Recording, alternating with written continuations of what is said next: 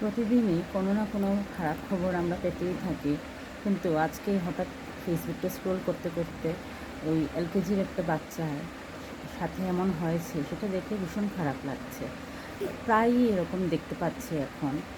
তো মোটামুটি একটা প্রশ্ন আমাদের নিজেকে বা সবাইকে করা উচিত, শিক্ষক কারা হবেন, কাদেরকে নিয়োগ করা হবে। প্রক্রিয়ার মধ্যে নানান ধরনের আমরা দেখি ক্রাইটেরিয়া থাকে, অ্যাকাডেমিক্স রেকর্ড থাকে, অনেক কিছু থাকে। তো একজন মানুষের একাডেমিক অ্যাচিভমেন্ট দেখে তো যে শুধু উনি ভালো পড়াতে পারবেন বা একজন উনার এত ভালো একাডেমিক রেকর্ডস নেই, উনি ভালো পড়াতে পারবেন না, এটা কে ঠিক করে দেবে? সম্প্রতি যে এলকেজি বাচ্চার সাথে দেখলাম, সামান্য হোমওয়ার্কের জন্য ওকে এত টর্চার করা হলো। এই বয়সটা কি সেই বাচ্চার মানসিক অবস্থান সেটুকু হয়ে গেছে, সে বুঝতে পারে হোমওয়ার্ক কী? আমার নিজেরই একটা বাচ্চা আছে, তো আমি জানি যে বাচ্চাদেরকে কত কষ্ট করে হ্যান্ডেল করতে হয়। বাচ্চারা তো বুঝতে পারে না। এই বয়সগুলো ওরা খেলবে, ওরা বুঝতে পারবে, পরিবেশের সাথে ওদের আমরা যাতে সামঞ্জস্যতা রক্ষা করতে পারে, এইটুকুই আমরা চাইব। বাকি ওর যখন বোধশক্তি হবে, সাথে তো বাবা মার তো কাজ করতেই হবে। স্কুলে যখন যাবে, স্কুলের স্যার ম্যাডামরা খেয়াল করবেন, এটা তো অবশ্যই চাইব। কিন্তু এরকম হর্ষ হয়ে যাবে, এটা তো কোনো কথা নয়। আমরাও তো স্কুলে পড়েছি, আমাদেরও তো স্যার ম্যাডামরা ভীষণ ভীষণ আমাদেরকে আদরও করেছেন, শাসনও করেছেন। কিন্তু এইভাবে তো কখনো এরকম হয়নি যে এই মানে তাকে এমন অবস্থা করলাম যে বাচ্চাটার এই ধরনের পরিস্থিতি তৈরি হতে পারে। একটা সামান্য এলকেজির বাচ্চা, বয়স কত তার?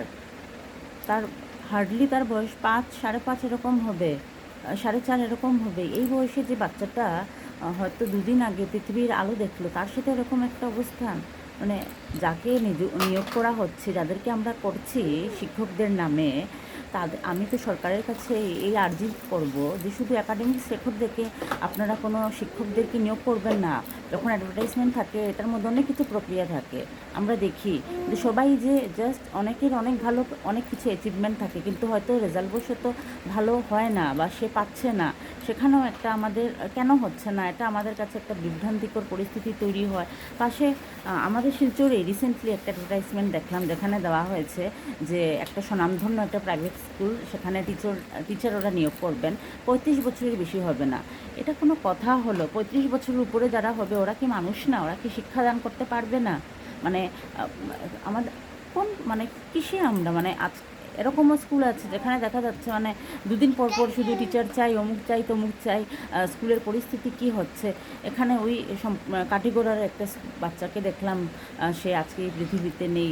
আমাদের ভারতবর্ষের মধ্যেই আরেকটা ঘটনা আজকে দেখতে পেলাম। কেন এরকম হচ্ছে? মানে আমরা পয়সা কামানোর নামে বা বিজনেস করার নামে মানে যে অবস্থানটুকু, যে মানবিক অবস্থানটুকু, এগুলো আমরা ভুলে যাচ্ছি।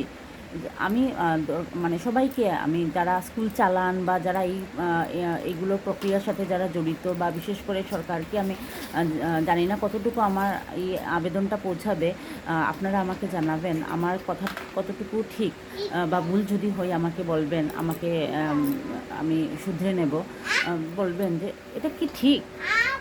আমরা জাস্ট হ্যাঁ, যারা অ্যাচিভমেন্ট করছেন, স্বাভাবিক দিন রাত্র এক করে পরিশ্রম করে অ্যাচিভ করতে হচ্ছে, কিন্তু মানসিক অবস্থান কতটুকু? একটা বাচ্চাকে আমি মেরে ফেলছি, মানে একটা বাচ্চার সাথে এই অবস্থা, যে বাচ্চাটা বুঝতেই পারলো না, মানে এটা কতটুকু নেওয়া যায়?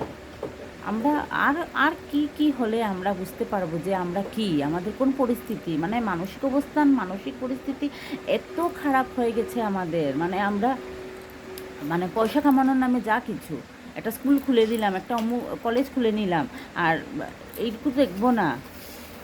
এরকমও দেখা যায় যে প্রচুর প্রচুর শিক্ষক নিয়োগ করা হচ্ছে, আদৌ শিক্ষকদেরকে কতটুকু সম্মান প্রদান করা হচ্ছে? আজকালকে কিছু কিছু ছেলেমেয়েরা তো ভাবেই যে শিক্ষক বোধহয় প্রাইভেট কলেজে, প্রাইভেট স্কুলে পড়াচ্ছেন। সবাইকে বলছি না, মানে সব কিছু নিয়ে, মানে ইদানিং এইগুলো নিয়ে, মানে এগুলো কি বা এই এই যে যিনি এই কাণ্ডটা করলেন, ওনার কি মনে, উনি উনি কি মানুষ আদৌ? এইগুলো কি করা যায়? এটা আমি সবাইকে বলছি, আপনারা আমাকে বলবেন। আমি আমি যদি ভুল কিছু বলে থাকি আমি শুধরে নেব। আর আমার আসাম সরকার, আমার ভারত সরকারের কাছে আমার আবেদন, আপনারা একটু এগুলোর দিক খেয়াল করবেন, একটু নজর দিন। না হলে আজকের যারা বাচ্চা, কালকের যারা ভবিষ্যৎ, যে যুবাদের জন্য আমরা বলছি যে আমাদের ভারতবর্ষকে জগৎসভায় শ্রেষ্ঠ আসন লাভ করা কাদের, এই মানুষগুলোকে নিয়ে নাকি এগিয়ে যাব, এই মানসিকতা নিয়ে। ধন্যবাদ।